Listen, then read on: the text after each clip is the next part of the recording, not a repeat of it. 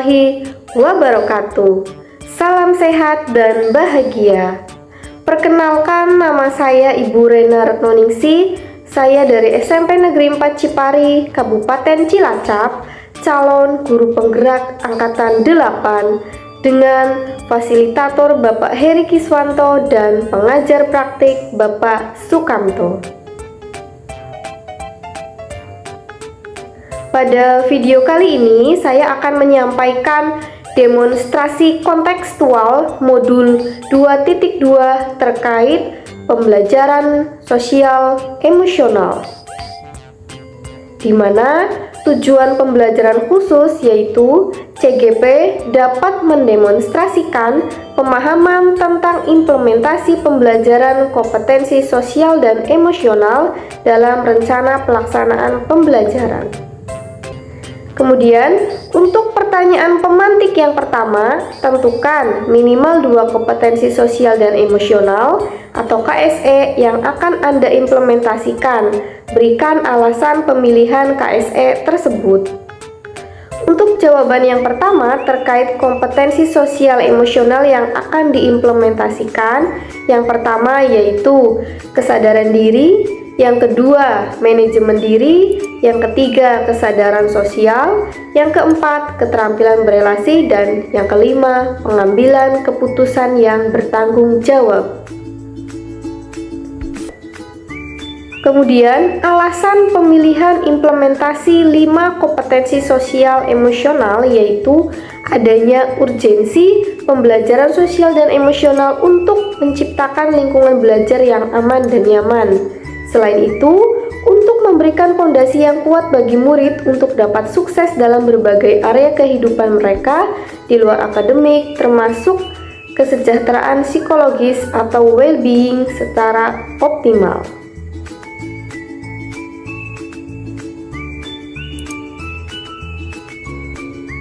Kemudian, untuk pertanyaan pemantik yang kedua, pilihlah satu RPP atau Rancangan Pelaksanaan Pembelajaran atau RPL, Rancangan Pelaksanaan Layanan yang sudah ada, dan pilihlah 2 KSE untuk diimplementasikan dalam pembelajaran tersebut. Dalam hal ini, saya akan mengimplementasikan modul ajar atau RPP untuk mata pelajaran ilmu pengetahuan alam, materi uji bahan makanan, kurikulum merdeka, fase D, kelas 8. Di mana capaian pembelajaran yaitu peserta didik dapat mendeskripsikan atom dan senyawa sebagai unit terkecil penyusun materi, serta sel sebagai unit terkecil penyusun makhluk hidup, mengidentifikasi sistem organ kehidupan, serta melakukan analisis untuk menemukan keterkaitan sistem organ dengan fungsinya serta kelainan atau gangguan yang muncul pada sistem organ tertentu, seperti sistem pencernaan, peredaran darah, pernafasan, dan reproduksi. Kemudian, untuk tujuan pembelajaran, yaitu yang pertama, melalui model problem-based learning, peserta didik diharapkan mampu menganalisis zat-zat yang terkandung dalam bahan makanan dengan benar. Yang kedua, melalui model problem-based learning, peserta didik diharapkan mampu menyusun laporan tertulis terkait uji bahan makanan dengan benar, yaitu 1. Peserta didik diharapkan mampu menganalisis zat-zat yang terkandung dalam bahan makanan dengan benar. Yang kedua, peserta didik diharapkan mampu menyusun laporan tertulis terkait uji bahan makanan dengan benar. Kemudian selanjutnya, asesmen diagnostik. Guru mengumpulkan data untuk menganalisis kebutuhan belajar murid melalui kegiatan survei dengan memberikan daftar pertanyaan. Kemudian guru mengelompokkan murid berdasarkan kesiapan belajar, minat, dan profil belajar murid. Untuk asesmen formatif, guru mengumpulkan data untuk menganalisis kemajuan belajar murid melalui kegiatan observasi pada proses pembelajaran. Selanjutnya yaitu asesmen sumatif. Guru mengumpulkan data untuk menganalisis hasil belajar murid melalui penilaian produk murid. Kemudian profil pelajar Pancasila terdiri dari 2 dimensi, yang pertama bergotong royong, yang kedua bernalar kritis. Selanjutnya yaitu model pembelajaran. Di sini menggunakan problem based learning dengan sintaks. Yang pertama, orientasi peserta didik pada masalah. Yang kedua, mengorganisasikan peserta didik untuk belajar.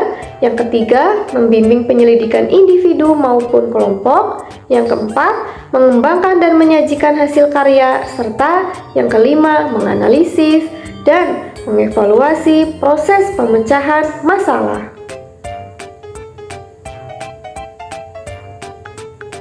Untuk selanjutnya, sarana dan prasarana. Yang pertama, media pembelajaran terdiri dari video, slide PPT, artikel, poster, dan LKPD, serta alat dan bahan ajar terdiri dari LCD proyektor, laptop, speaker, dan Chromebook.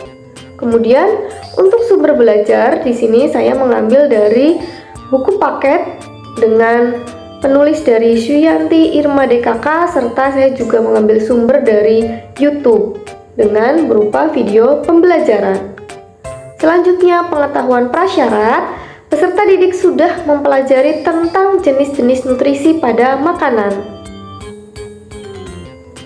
Kemudian, untuk kegiatan pendahuluan, langkah pembelajarannya yang pertama, guru menyampaikan salam pembukaan dengan hangat. Ini termasuk bentuk kesadaran sosial. Guru dan murid berdoa bersama. Kemudian guru memberikan kesempatan murid untuk saling berinteraksi, menanyakan kabar dan menanyakan kehadiran peserta didik dalam bentuk kesadaran sosial.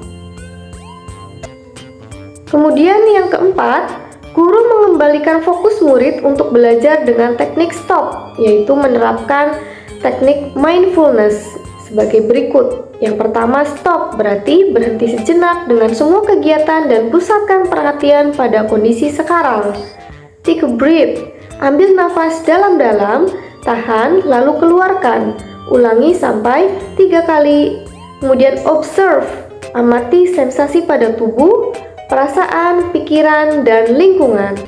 Yang terakhir, proses, selesai dan lanjutkan apa yang akan kita lakukan dengan perasaan bahagia dan tersenyum.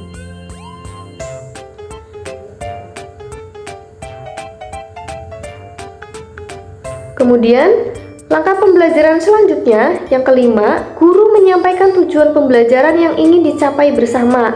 Ini sebagai bentuk manajemen diri, di mana melalui model problem-based learning, peserta didik diharapkan mampu menganalisis zat-zat yang terkandung dalam bahan makanan dengan benar.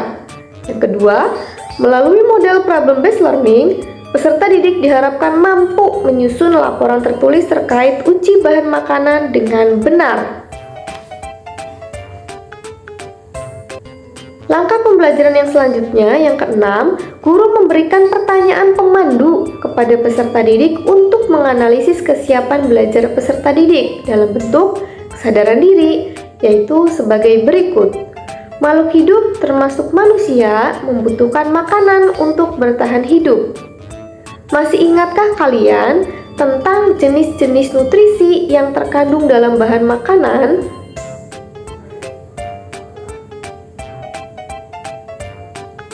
Kemudian, untuk langkah pembelajaran selanjutnya yang ketujuh, guru melakukan asesmen diagnostik melalui kegiatan survei untuk menganalisis minat, profil belajar, dengan memberikan daftar pertanyaan. Ini merupakan kompetensi manajemen diri.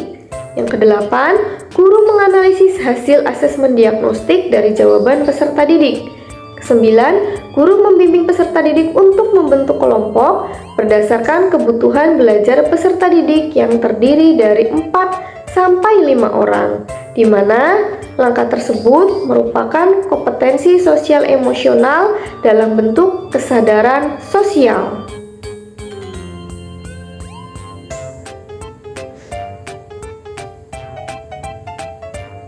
Kemudian, langkah pembelajaran selanjutnya yaitu kegiatan inti, di mana ini merupakan sintaks orientasi peserta didik pada masalah, di mana menggunakan strategi diferensiasi konten.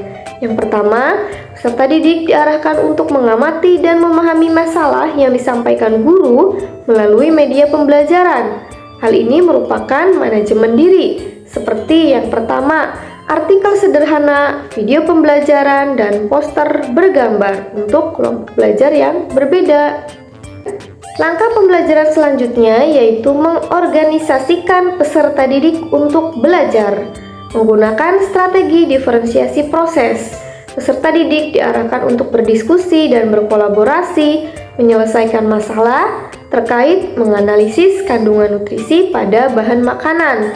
Ini menunjukkan 5 KSE dalam bentuk keterampilan berelasi melalui kegiatan sebagai berikut. Yaitu A. Praktikum uji amilum dengan panduan LKPD, di mana ini menggunakan LKPD praktikum uji amilum untuk kelompok yang menyukai bahan makanan pokok. Kemudian yang kedua yaitu praktikum uji protein dengan panduan LKPD praktikum uji protein untuk kelompok yang menyukai bahan makanan yang mengandung protein.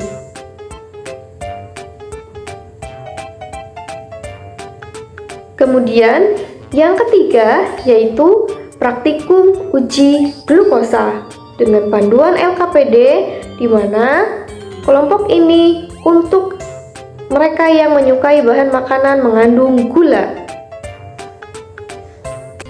Langkah pembelajaran selanjutnya yaitu membimbing penyelidikan individu maupun kelompok. Guru membimbing peserta didik untuk melakukan diskusi dan unjuk kerja dengan panduan lembar observasi sebagai keterampilan berelasi. Kemudian, mengembangkan dan menyajikan hasil karya. Yang keempat, peserta didik mengkomunikasikan hasil diskusinya melalui kegiatan presentasi sebagai bentuk manajemen diri. Selanjutnya, menganalisis dan mengevaluasi proses pemecahan masalah. Peserta didik diarahkan untuk berdiskusi, untuk menganalisis dan mengevaluasi hasil analisis data dari masing-masing peserta didik terkait uji bahan makanan untuk menganalisis kandungan nutrisinya sebagai bentuk pengambilan keputusan bertanggung jawab yang termasuk kompetensi sosial emosional. Kemudian, diferensiasi produk, langkah kegiatan inti yang keenam, guru memberikan penugasan individu dengan memberikan pilihan berupa produk hasil belajar yang beragam sebagai bentuk pengambilan keputusan bertanggung jawab, yaitu sebagai berikut. A. Membuat poster bergambar terkait uji bahan makanan untuk menganalisis kandungan nutrisinya.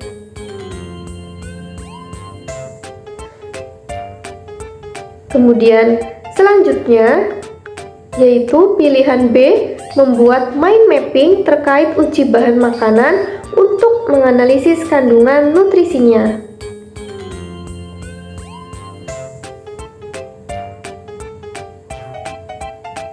Kemudian pilihan yang C, membuat desain Canva terkait uji bahan makanan untuk menganalisis kandungan nutrisinya.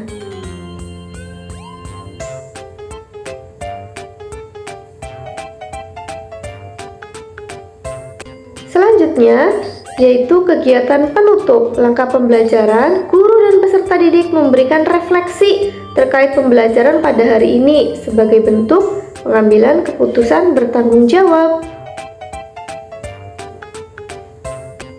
Kemudian, refleksi guru terdiri dari 1. Apakah semua peserta didik dapat mengikuti kegiatan pembelajaran dengan baik? Yang kedua, apa kesulitan yang dialami peserta didik dalam mengikuti kegiatan pembelajaran? Yang ketiga, langkah apa yang perlu dilakukan untuk memperbaiki pembelajaran selanjutnya?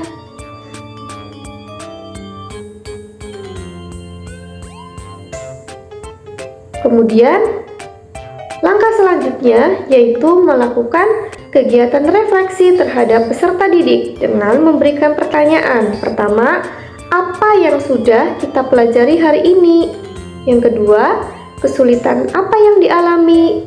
Yang ketiga, apa langkah yang perlu dilakukan untuk memperbaiki proses belajar?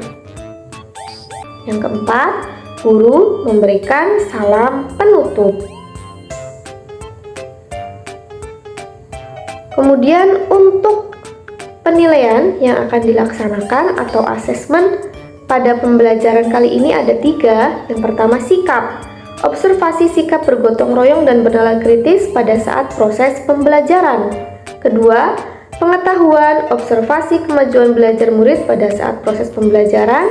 Dan keterampilan, yaitu penilaian produk hasil belajar murid.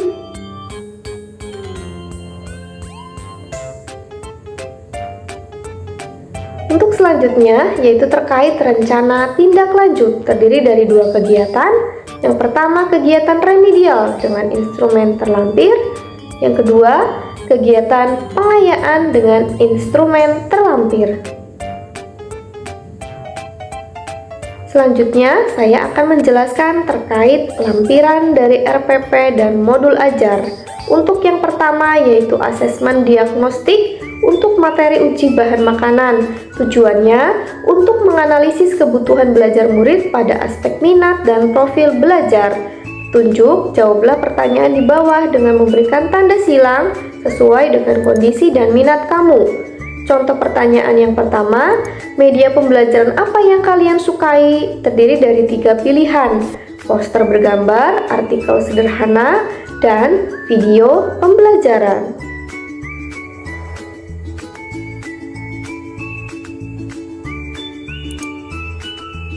Kemudian, contoh pertanyaan yang kedua, kegiatan pembelajaran apa yang kalian sukai? Ada 4 pilihan, presentasi, diskusi, tanya jawab, ataupun praktikum. Yang ketiga, pilihlah jenis kelompok bahan makanan yang paling kalian sukai untuk dikonsumsi. Apakah kelompok mangga, permen, apel, buah pir, atau rambutan? Apakah kelompok tahu, tempe, telur, daging, atau susu? Ataukah kelompok nasi, kentang, sagu, jagung, atau roti? Kemudian, pertanyaan keempat, jika kalian diminta untuk membuat hasil karya belajar, produk dalam bentuk apa yang kalian sukai? Apakah poster bergambar, mind mapping, atau desain Canva?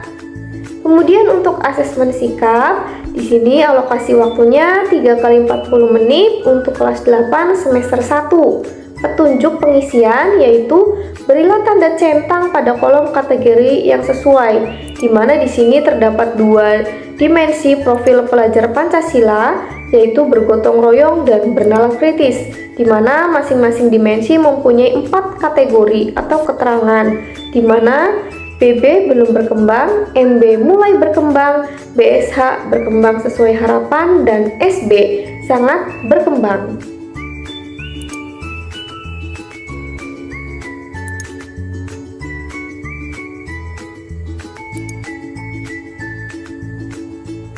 Kemudian untuk asesmen formatif, yaitu alokasi waktu 3 kali 40 menit untuk kelas 8 semester 1 fase D jenjang SMP. Tujuan pembelajaran, melalui model problem based learning, peserta didik diharapkan mampu menganalisis zat-zat yang terkandung dalam bahan makanan dengan benar.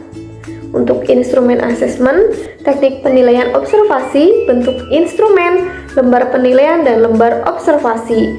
Untuk indikator yang pertama, peserta didik diharapkan mampu menganalisis zat-zat yang terkandung dalam bahan makanan dengan benar. Aspek yang diamati, menyiapkan alat dan bahan dengan praktikum dengan lengkap, melaksanakan kegiatan praktikum dengan tertib, dan mengumpulkan dan menganalisis data dengan benar, di mana panduan penskoran ada skor 1 jika peserta didik tidak melakukan 3 aspek yang diamati, skor 2 jika peserta didik melakukan 1 aspek yang diamati, 3 jika peserta didik melakukan 2 aspek yang diamati, dan skor 4 jika peserta didik melakukan 3 aspek yang diamati. Untuk panduan penilaian, nilai tiap indikator yaitu jumlah skor yang diperoleh siswa dibagi jumlah total skor. Sedangkan nilai total yaitu jumlah nilai tiap indikator dibagi jumlah indikator.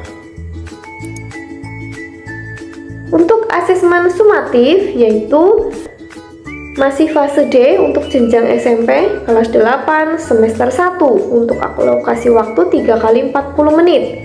Untuk tujuan pembelajaran, Yang kedua yaitu melalui model problem-based learning, peserta didik diharapkan mampu menyusun laporan tertulis terkait uji bahan makanan dengan benar. Di mana di sini teknik penilaiannya yaitu produk, bentuk instrumennya, lembar penilaian dan lembar observasi. Indikatornya, peserta didik diharapkan mampu menyusun laporan tertulis terkait uji bahan makanan dengan benar. Aspek yang diamati, menyusun laporan tertulis dengan sistematika yang benar. Yang B, menyusun laporan tertulis dengan bahasa dan ejaan yang baku. C, menyusun kesimpulan yang dapat menjawab tujuan praktikum. Panduan penskoran. Skor 1, jika peserta didik tidak melakukan 3 aspek yang diamati. Skor 2, jika peserta didik melakukan 1 aspek yang diamati. Skor 3, jika peserta didik melakukan 2 aspek yang diamati. Skor 4, jika peserta didik melakukan 3 aspek yang diamati. Panduan penilaian, nilai tiap indikator yaitu jumlah skor yang diperoleh siswa dibagi jumlah total skor. Nilai total yaitu jumlah nilai tiap indikator dibagi jumlah indikator. Kemudian di sini terdapat lembar penilaian formatif dan sumatif dengan identitas mapel, kelas, semester, pertemuan, hari atau tanggal, serta materi. Untuk prosedurnya, berilah tanda centang pada kolom skor yang sesuai. Pedoman pemberian skor dapat dilihat pada rubrik penilaian. Berikan siswa kesempatan untuk mempelajari format penilaian ini sebelum penilaian dilakukan.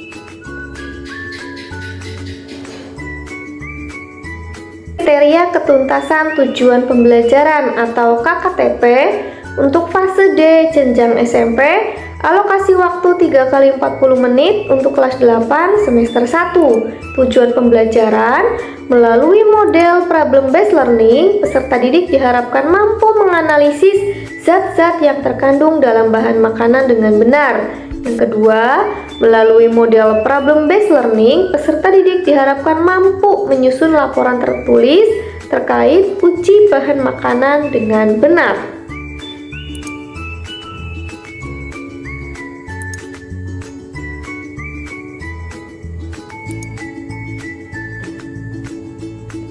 Untuk kriteria ketuntasan tujuan pembelajaran menggunakan pendekatan skala atau interval nilai, di mana indikator yang pertama, peserta didik diharapkan mampu menganalisis zat-zat yang terkandung dalam bahan makanan dengan benar, di mana di sini terdapat 4 interval nilai. Yang pertama yaitu perlu bimbingan dengan nilai 0 sampai 40 jika peserta didik belum mampu menyiapkan alat, bahan praktikum dengan lengkap, melaksanakan praktikum dengan tertib, mengumpulkan dan menganalisis data dengan benar. Cukup dengan nilai 41 sampai 70 jika peserta didik mampu menyiapkan alat dan bahan praktikum dengan lengkap, namun belum mampu melaksanakan kegiatan praktikum dengan tertib dan mengumpulkan serta menganalisis data dengan benar. Kategori baik yaitu dengan interval nilai 71 sampai 85 jika mampu menyiapkan alat dan bahan praktikum dengan lengkap dan melaksanakan kegiatan praktikum dengan tertib, namun belum mampu mengumpulkan dan menganalisis data dengan benar. Baik dalam kategori 86 sampai 100 jika mampu menyiapkan alat bahan praktikum dengan lengkap, melaksanakan kegiatan praktikum dengan tertib, dan mengumpulkan serta menganalisis data dengan benar. Kemudian, indikator yang kedua yaitu peserta didik diharapkan mampu menyusun laporan tertulis terkait uji bahan makanan dengan benar. Untuk kategori perlu bimbingan dengan nilai 0 sampai 40 jika belum mampu menyusun laporan tertulis dengan sistematika yang benar, menyusun laporan tertulis dengan bahasa dan ejaan yang baku, dan menyusun kesimpulan yang dapat menjawab tujuan praktikum. Kategori cukup dengan rentang nilai 41 sampai 70 jika mampu menyusun laporan tertulis dengan sistematika yang benar, namun belum mampu menyusun laporan tertulis dengan bahasa dan ejaan yang baku dan menyusun kesimpulan yang dapat menjawab tujuan praktikum. Kategori baik dengan rentang nilai 71 sampai 85, yaitu mampu menyusun laporan tertulis dengan sistematika yang benar dan menyusun laporan tertulis dengan bahasa dan ejaan yang baku, namun belum mampu menyusun kesimpulan yang dapat menjawab tujuan praktikum. Kategori baik yaitu dengan rentang nilai 86 sampai 100 jika mampu menyusun laporan tertulis dengan sistematika yang benar, menyusun dengan bahasa dan ejaan yang baku, serta menyusun kesimpulan yang dapat menjawab tujuan praktikum. Kesimpulan yaitu peserta didik dianggap mencapai tujuan pembelajaran jika satu indikator mendapatkan nilai cukup 41-70 dan satu indikator mendapat nilai baik 71-85. Jika ada indikator 2 mendapat nilai perlu bimbingan dari nilai 0-40, maka perlu dilakukan intervensi agar pencapaian peserta didik ini dapat diperbaiki. Untuk rencana tindak lanjut, yaitu untuk fase D jenjang SMP, alokasi waktu 3 kali 40 menit, kelas 8, semester 1. Tujuan pembelajaran, melalui model problem based learning, peserta didik diharapkan mampu menganalisis zat-zat yang terkandung dalam bahan makanan dengan benar. Yang kedua, melalui model problem based learning, peserta didik diharapkan mampu menyusun laporan tertulis terkait uji bahan makanan dengan benar. Kesimpulan, peserta didik dianggap mencapai tujuan pembelajaran jika satu indikator mendapat nilai cukup dan satu indikator mendapat nilai baik. Namun, jika ada dua indikator mendapat nilai perlu bimbingan, yaitu dari 0-40, maka perlu dilakukan intervensi agar pencapaian peserta didik ini dapat diperbaiki.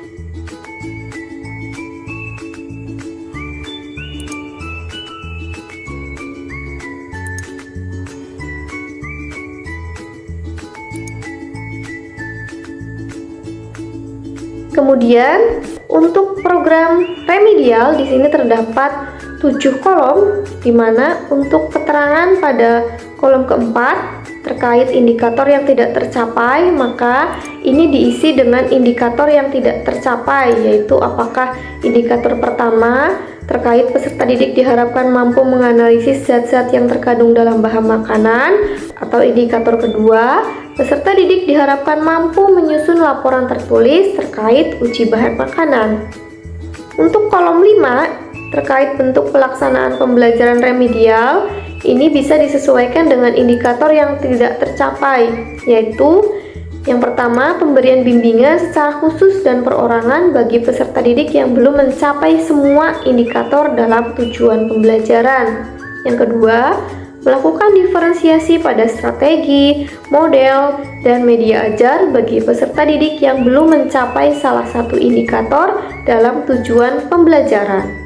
Pada kolom 6 diisi dengan nilai peserta didik setelah diberikan kegiatan remedial.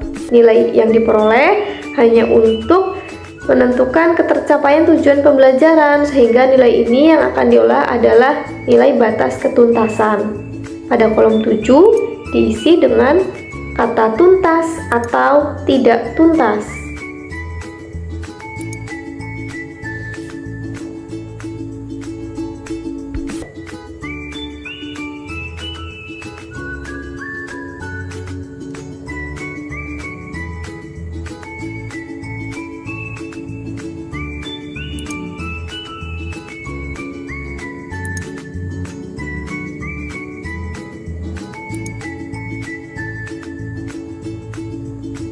Kemudian untuk program pengayaan terdapat 5 kolom, di mana untuk keterangannya pada kolom 4 diisi dengan indikator yang tercapai, yaitu apakah indikator pertama, peserta didik diharapkan mampu menganalisis zat-zat yang terkandung dalam bahan makanan. Yang kedua, apakah peserta didik diharapkan mampu menyusun laporan tertulis terkait uji bahan makanan. Pada kolom 5 diisi dengan pembelajaran pengayaan, yaitu Yang pertama, menjadikan peserta didik yang telah mencapai tujuan pembelajaran menjadi tutor sebaya bagi peserta didik yang belum tuntas. Yang kedua, melakukan diskusi kelompok untuk meningkatkan pemahaman dan wawasan terkait materi yang sudah dipelajari dengan peristiwa dalam kehidupan sehari-hari.